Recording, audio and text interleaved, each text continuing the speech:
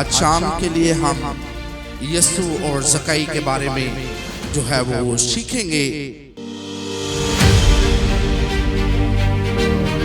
आज शाम हम देखेंगे कि खुदा किस तरह जिंदगियों में अपनी कुदरत को जाहिर करता है जो लोग उसको ढूंढते हैं, और वो कैसे उसको पा लेते हैं और वो कैसे उनको मिल जाता है। हालेलुया। खुदावंद यीशु मसीह के खूबसूरत बाबरकत और कुदरत वाले नाम में आप सबकी खिदमत में मसीह में मेरा सलाम पहुँचे। आप लोग अपनी जगह पर तशरीफ़ रखें। खुदावंद आपको, आपके घरानों को बड़ी ज़्यादा बरकत दे। मैं आज शाम एक दफ़ा फिर आप तमाम अपने अजीज़ों को, बहनों भाइयों को हमारी servants of God apostolic church की वीकली मीटिंग में दिल के गहराइयों से खुशामदीद कहता हूँ। खुदावंद के शुक्रगुजार हैं। खुदावंद ने आज एक दफ़ा फिर हमारी ज़िंदगियों में ये फ़ज़ल बख्शा कि हम उसके घर में जमा हो सके, उसके नाम की तारीफ़ और तमजीद कर सके। हमने खूबसूरत तरीके से उसके नाम को इज़्ज़त और जलाल दिया। हालेलुया। खुदा का तख्त यहाँ पर लगा हुआ था। मेरा दिल खुदा की शुक्रगुजारी से भरा हुआ है कि खुदा ने हमें ऐसी क्वाइट से ब्लेस किया है कि जब वो अपना मुंह खोलते हैं तो एक समा बन जाता है, खुदा की हजूरी छा जाती है। साजिंदों के लिए, क्वायर के लिए, हर एक बात के लिए हम खुदावंद के शुक्रगुजार हैं। Hallelujah, praise God. आइए हम खुदावंद के कलाम की तरफ निगाह करते हैं। आज शाम मैं खुदावंद के कलाम में से लूका रसूल की मार्फत लिखी गई अंजील उसका 19वां बाब और उसकी पहली आयत से लेके 10वीं आयत तक हम खुदावंद के कलाम में से तलावत करेंगे। आज शाम के लिए हम यीशु और ज़काई के बारे में जो है वो सीखेंगे। आज शाम हम देखेंगे कि खुदा किस तरह ज़िंदगियों में अपनी कुदरत को जाहिर करता है जो लोग उसको ढूंढते हैं, और वो कैसे उसको पा लेते हैं और वो कैसे उनको मिल जाता है। हालेलुया। लूका की अंजील उसका 19वां बाब और उसकी पहली आयत से हम आयत बा आयत पढ़ेंगे। लिखा हुआ है, वो यरू में दाखिल होकर जा रहा था और देखो ज़काई नाम एक आदमी था जो महसूल लेने वालों का सरदार और दौलतमंद था। वो यीशु को देखने की कोशिश करता था कि कौन सा है, लेकिन भीड़ के सबब से देख ना सकता था, इसलिए कि उसका कद छोटा था। उसे देखने के लिए आगे दौड़कर एक गूलर के पेड़ पर चढ़ गया, क्योंकि वो उसी राह से जाने को था। जब यीशु उस जगह पहुंचा तो ऊपर निगाह करके उससे कहा, ऐ ज़काई जल्द उतर आ, क्योंकि आज मुझे तेरे घर रहना जरूर है। वो जल्द उतर कर उसको खुशी से अपने घर ले गया। जब लोगों ने ये देखा तो सब बुड़बुड़ा कर कहने लगे कि ये तो एक गुनाहगार शख्स के हाथ जा उतरा। और ज़काई ने खड़े होकर खुदावंद से कहा, ऐ खुदावंद देख, मैं अपना आधा माल गरीबों को देता हूँ, और अगर किसी का कुछ नाहक ले लिया है तो उसको चौगुना अदा करता हूँ। यीशु ने उससे कहा, आज इस घर में नजात आई है, इसलिए कि ये भी अब्राहम का बेटा है, क्योंकि इब्ने आदम खोए हुओं को ढूंढने और निजात देने आया है। खुदावंद की बरकत कलाम की खूबसूरत आयात के पढ़े, सुने और कबूल के जाने पर हो। आमीन, आमीन, आमीन। जब हम हमारे खित्ते एशिया को देखते हैं, हमारे इंडिया, पाकिस्तान, या जब हम अपने कल्चर, अपने मुआशरे या हमारे खित्ते में जो हम बाइबल मुकद्दस की डेफिनेशन देखते हैं, तो हमें ये लगता है कि खुदा से सिर्फ लेना लेना लेना हमें नजर आता है, हमें बताया जाता है सिर्फ लेना और लेना। लेकिन जब हम बाइबल मुकद्दस को देखते हैं तो बाइबल मुकद्दस में हमें जो तस्वीर है वो दूसरी नजर आती है। ज़काई की जिंदगी को जब हम देखते हैं तो हमें पता चलता है कि एक दौलतमंद शख्स था, चीफ कलेक्टर एक ऑफिसर था, महसूल लेने वालों का सरदार था। जब हम पतरस को देखते हैं तो वो अपने जालों को छोड़ करके आए। जब हम उस सामरी औरत को देखते हैं तो हमें पता चलता है कि वो अपना मटका छोड़ करके भागी। बाइबल मुकद्दस में हमें लोग मसीह की खातिर कुछ छोड़ते हुए दिखाई देते हैं, जबकि हमने शुरू से यही सीखा हुआ है, लेना लेना लेना लेना। आज हम सीखेंगे कि बाइबल मुकद्दस हमें बताती है एक्चुअली हमें देना है, अपना आप देना है, अपना स्टेटस खुदा को देना है, अपना रुतबा, अपनी चीजों को कुर्बान करना है। इसी वजह से जब हम यहाँ पर दुबई में आते हैं, जब हम यहाँ पर आते हैं, चूंकि हमारा जो इंडिया पाकिस्तान का माहौल है वो थोड़ा डिफरेंट था, वहाँ पर हम और तरह से चीज़ों को देखते हैं।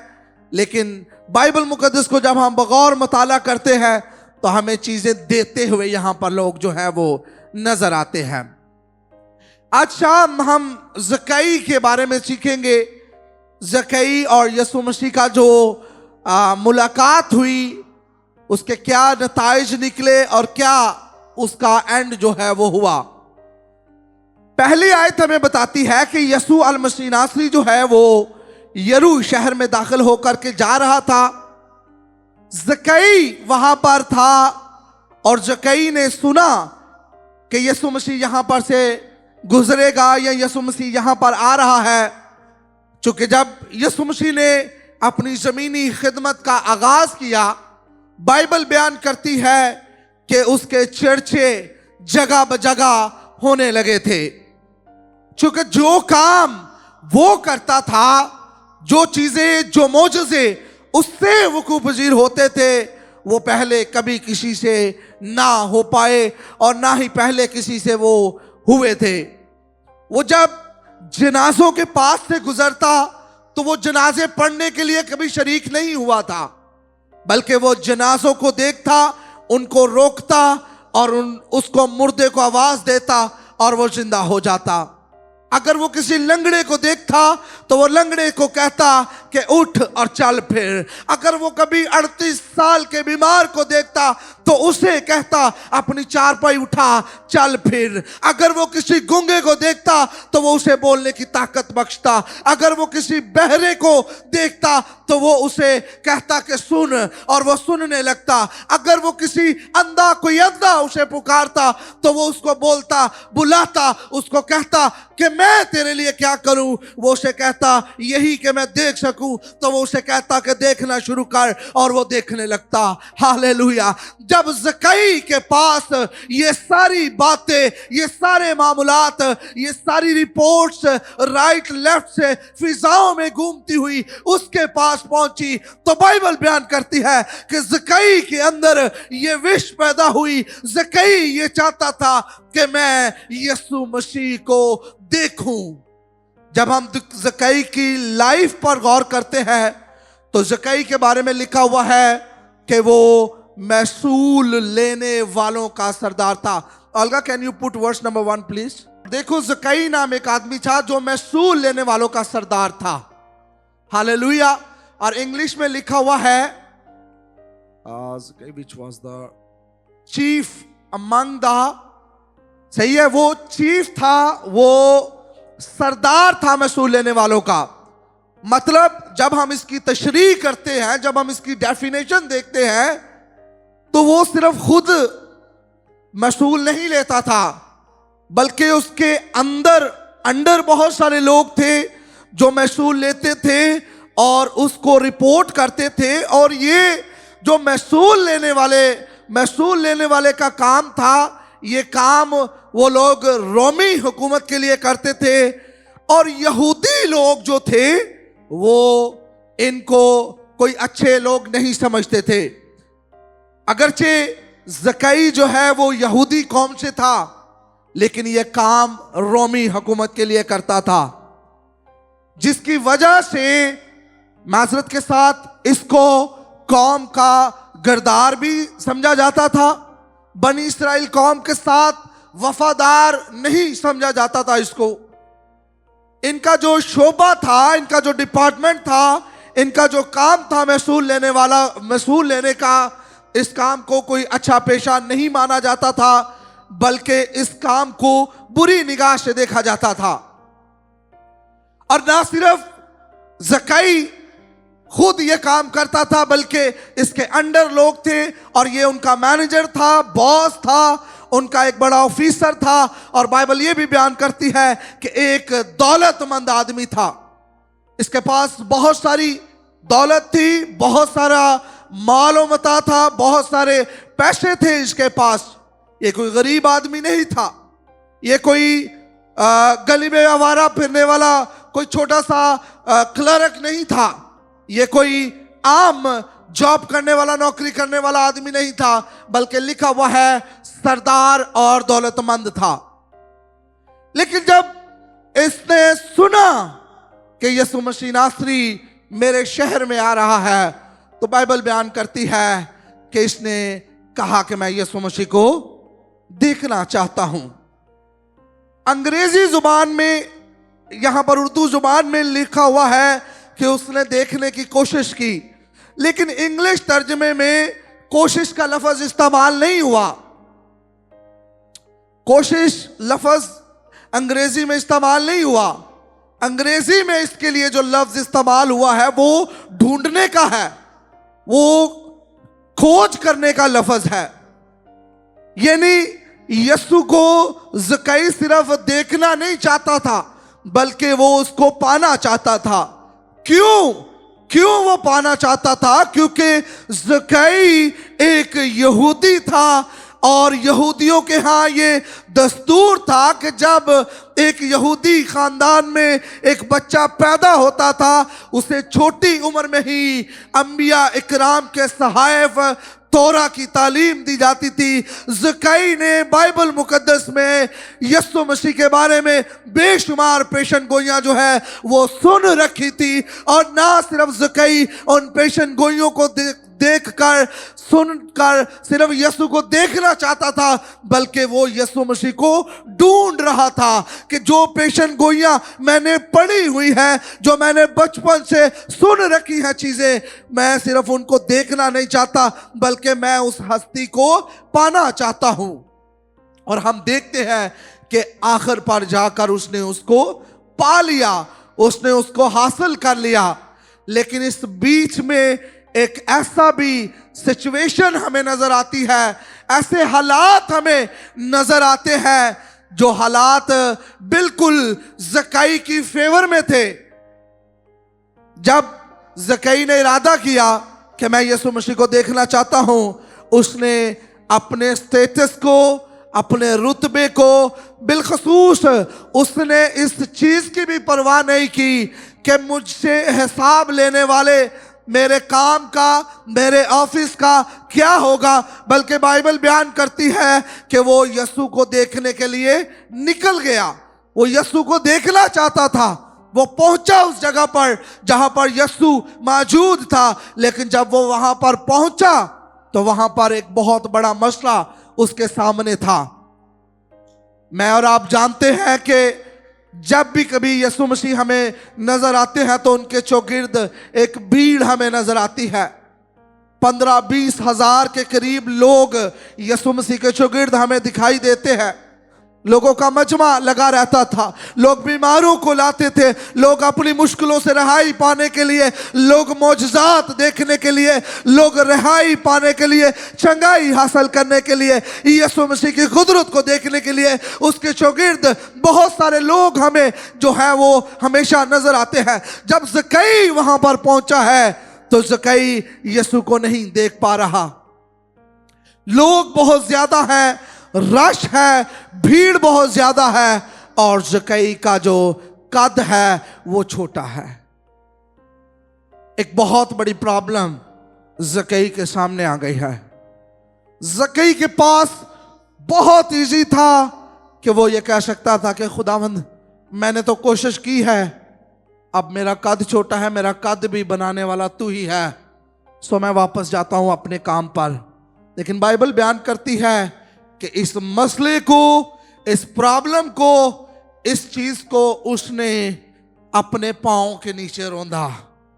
आज मेरा आपसे सवाल है, कितनी दफा यीशु को देखने के लिए हमने ऐसी कोशिश की है जैसी कोशिश ज़कई ने की?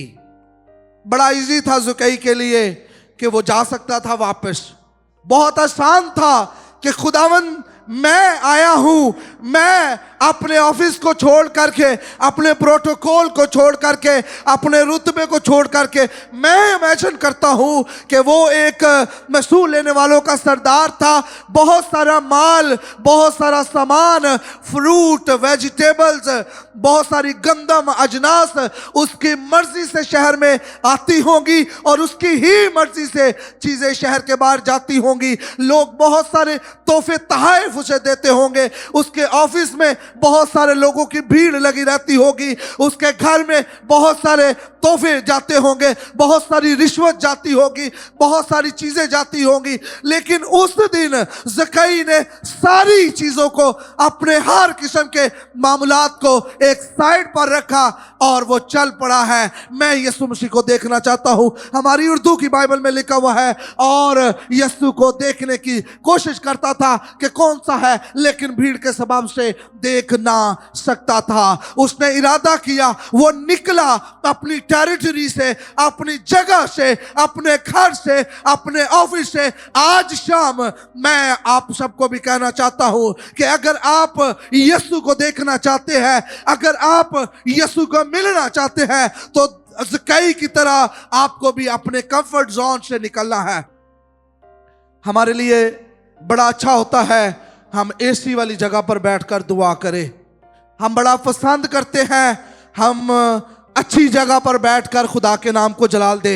लेकिन मैं आज शाम आपको चैलेंज देना चाहता हूं, दुबई में बहुत सारी ऐसी जगहें हैं जहां पर जाकर हम दुआ कर सकते हैं। शायद आपको वहां पर एसी नहीं मिलेगा, शायद वहां पर खाली रेत हो सकती है, शायद वहां पर जड़ी बूटियां हो सकती हैं, लेकिन ज़कई की तरह निकले, कुछ नए तरीकों से खुदा को तजर्बा करें। आप अपनी जिंदगी में नए तजर्बे देखेंगे। आप नए तरीके से दुआ करना शुरू करें, खुदा आपको नए तजर्बा देगा। ज़कई यीशु मसीह को देखने के लिए जब निकला है तो प्रॉब्लम उसके सामने थी। आप जब यीशु को देखने के लिए निकलेंगे, आपके सामने भी बहुत सारे चैलेंजेस होंगे। आपकी औलाद हो सकती है, आपका हस्बैंड है, आपकी बीवी है, आपके पेरेंट्स हैं, आपकी जॉब है, आपका पैसा है, आपका स्टेटस है। आपकी तरह तरह की चीजें आपके सामने आएंगी, आपको रोकेंगी कि आप कैसे ऐसा कर सकते हो। आपने तो कोशिश की है, आप वो नहीं हो पा रही। खुदा की शायद यही मर्जी है। मैं आज शाम आपको बताना चाहता हूं कि ज़कई के लिए बहुत इजी था कि वो ये कह सकता था, लेकिन लिखा हुआ है कि जब उसने देखा कि भीड़ बहुत ज्यादा है, मेरा कद छोटा है, तो फिर उसने प्लान बनाया, एक मंसूबा तैयार किया, फौरन एक मंसूबाबंदी बनाई। मैं खुदावंद का शुक्र अदा करता हूं, आप जितने भी लोग यहां पर बैठे हुए हैं, आप सब लोग, खुदा ने आपको दानाई दी है, खुदा ने आपको अक्ल दी है, खुदा आपको पाकिस्तान से उठाकर यहां पर लेकर के आया है। आप पढ़े लिखे हैं, आप दानिशमंद हैं, आप अक्ल फहम रखते हैं, आप कई किस्म की मंसूबाबंदी करते हैं। किस तरह आपने अपने घर को चलाना है, किस तरह आपने पाकिस्तान वाली फैमिली को मेंटेन करना है, किस तरह आपने अपनी सेविंग करनी है, किस तरह आपने अपने दूसरे मामलात को देखना है, किस तरह आपने अपनी चीज़ों को हैंडल करना है। I know everything. मैं हर एक चीज को जानता हूं कि आप जितने भी लोग यहां पर आए हैं, अगरचे पाकिस्तान में कोई बेवकूफ भी हो, जब वो यहां पर आ जाता है तो उसे बड़ी समझ आ जाती है चीजों को किस तरह मैनेज करना है, कैसे चीजें करनी है, किस रिश्ते को किस तरह डील करना है, किसको कैसे मैनेज करना है, कैसे 2000 में मैनेज हो सकता है, 5000 में कौन सा रिश्ता मैनेज हो सकता है। हम मंसूबाबंदी करते हैं, हम प्लानिंग बनाते हैं। लेकिन आज शाम मैं पूछना चाहता हूं कि क्या कभी ज़कई की तरह मैंने और आपने ऐसी प्लानिंग की है कि मैं यीशु मसीह को देखना चाहता हूं। आज हम अपने घरों में पड़े रहते हैं, हम पास्टर की कॉल का वेट करते हैं। आज हम अपने घरों से निकलते नहीं हैं। अगर चर्च की गाड़ी नहीं आएगी, अगर चर्च ट्रांसपोर्ट मुहैया नहीं करेगा, हम नहीं आएंगे। हम साहिब हैसियत होते हुए, पैसा कमाने के बावजूद हम चर्च की तरफ से ट्रांसपोर्ट का इंतजार करते हैं। हम चर्च से पैसे लेना, चर्च की गाड़ी को इस्तेमाल करना अपनी बड़ी बहादुरी और चालाकी समझते हैं। लेकिन मैं आज शाम आपको बताना चाहता हूं, खुदा के घर के लिए, यीशु मसीह को मिलने के लिए मंसूबाबंदी करे, वो मंसूबाबंदी जो आपको यीशु के पास लेकर के जाए। ऐसी मंसूबाबंदी जब ज़कई ने की, ज़कई ने कहा कि मैं दूर उस जगह पर एक दरख्त है, वहां पर उस दरख्त के पास ऊपर जाकर बैठूंगा। आप कभी, अगर हम जर्नली इस बात को देखें कि ये कोई आम सी बात है कि ज़कई ने कहा कि मैं, वो दरख्त है, मैं दरख्त के ऊपर चढ़ जाऊंगा तो वहां पर मैं बैठकर यीशु मसीह उस तरह से, पहले उसने देखा कि यीशु मसीह जा किस तरह है, सिमत की तरह है, यीशु मसीह का मुंह किस तरफ है। इंज भी तो हो सकता सी ना कि वो इधर वाले दरख्त पर चढ़ जाता, यीशु मसीह इधर को निकल जाते। देखिए, मैं मंसूबाबंदी की बात कर रहा हूं कि उसने एग्जैक्ट पहले मंसूबाबंदी की है, अपने लोगों का बहाव उसने देखा है कि यीशु मसीह जाएगा किस तरफ। मैंने आपको बताया है कि भीड़ जो यीशु मसीह के चौगिर्द रहती थी ना, जब हम वो रोटियों वाली मिसालों को देखते हैं तो उसकी काउंटिंग जो बाइबल के खुदाम बताते हैं, जो मुफस्सिरीन खुदा के खुदमान खादमीन बताते हैं, वो यही बताते हैं 15 से 20 हज़ार। अब आप इमेजिन करें 15 से 20 हज़ार लोगों का रश यहाँ से आई थिंक काफ़ी दूर तक हो जाएगा। मेरे ख्याल में शारजा बॉर्डर तक तो हो ही जाएगा, शारजा दुबई बॉर्डर तक। अगर हम 15-20 हज़ार लोगों के हजूम को देखें तो वो काफ़ी दूर तक, अगर बॉर्डर तक नहीं होगा तो अल्ताउन तक तो हो ही जाएगा मेरे ख्याल में। अब आप इमेजिन करें कि ज़कई कितनी दूर 15-20 हज़ार लोग, रास्ते में यीशु मसीह मौजज़ात करेगा, छुएगा, लोगों को शिफा देगा, यीशु मसीह को वहां पर पहुंचते हुए। अब ज़कई कितनी देर पहले वहां पर चला गया है और यीशु मसीह को वहां पर पहुंचते हुए कितना टाइम लगा है। हालेलुया। ये ज़कई की क्यों यीशु मसीह डायरेक्ट वहां पर उस दरख्त के नीचे गया और वहां पर रुक गया, और बहुत सारे लोगों को उसने, बहुत सारे लोग जो उसके साथ थे, जो उसके साथ धक्के खा रहे थे, जो उसके साथ तरह तरह की तकलीफें बर्दाश्त कर रहे थे, उसमें से उसने क्यों किसी को नहीं कहा कि आज मुझे तेरे घर रहना जरूर है? क्योंकि यीशु मसीह दिलों, गुर्दों, इरादों को जानने वाला हमारा जिंदा खुदा है। जब उसने देखा कि इस बंदे ने, मालूम नहीं ज़कई कब का जाके बैठा दरख्त पर, और ये पता नहीं है कि यीशु मसीह को उस दरख्त पर जाने का, हो सकता है अगली सुबह यीशु मसीह इस दरख्त के पास पहुंचे हो सकता है दोपहर को ये वाकया हो, ज़कई 1 बजे दरख्त पे बैठा और यीशु मसीह रात को 10 बजे पहुंचे हों। Can you imagine? 20 हज़ार का मजमा जब चलेगा। ज़कई ने ऐसी मंसूबाबंदी बनाई क्योंकि बाइबल बयान करती है कि वो यीशु मसीह को देखना चाहता था। ना सिर्फ देखना चाहता था बल्कि वो यीशु मसीह को ढूंढ रहा था, क्योंकि बचपन से उसने पढ़ा था। और हम देखते हैं कि जब यीशु मसीह उस जगह पर पहुंचे हैं तो यीशु मसीह ने उसको जब देखा है तो यीशु मसीह ने उसको कहा है, ऐ ज़कई नीचे उतर आ, क्योंकि आज मुझे तेरे घर रहना जरूर है। हालेलुया। मैं आपको घूलर के पेड़ के बारे में भी कुछ बताना चाहता हूं। क्यों वहां पर घूलर का पेड़ का जिक्र किया गया है? वहां पर आम का भी दरख्त हो सकता था, या बाइबल बस ये भी तो लिख सकती थी ना कि वो एक दरख्त पर चढ़ गया, लेकिन वहां पर जिक्र किया गया है कि वो आगे दौड़कर गूलर के एक पेड़ पर चढ़ गया।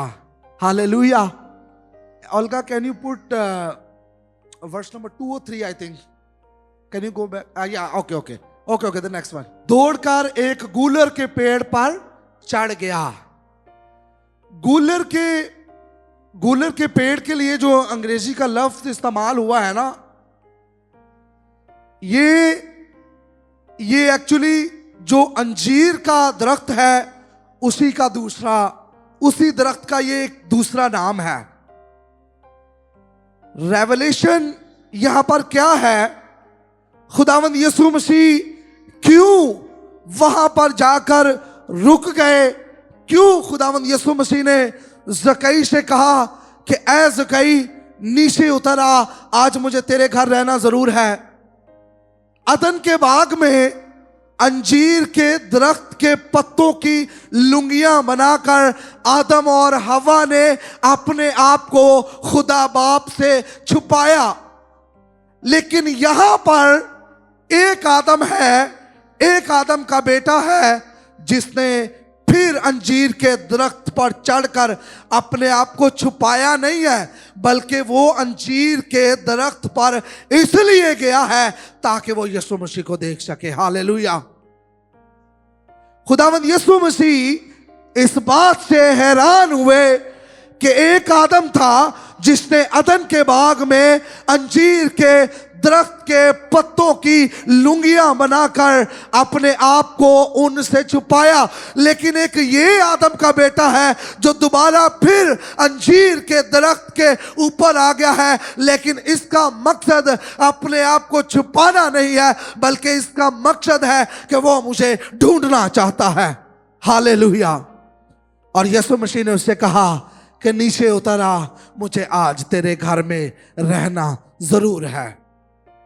और बाइबल बयान करती है कि ज़कई यीशु मसीह को खुशी खुशी अपने घर ले गया। अब आप इमेजिन करो, आपको ज़रूरत है 500 दरम की, आपको 25,000 दरम मिल जाए, कैसी खुशी की बात है। हम लोग बाग हो जाएंगे ना। हम दुआ कर रहे हैं, रात से घुटने टेके हुए हैं, खुदावंद हमें 500 दरम की ज़रूरत है, सुबह मेरा रेंट पूरा नहीं हो रहा, खुदावंद मुझे 500 दरम की ज़रूरत है, मेरी गाड़ी को कोई प्रॉब्लम चल रही है, मैंने ये करना है, मैंने वो करना है, मुझे 500 दरम दे।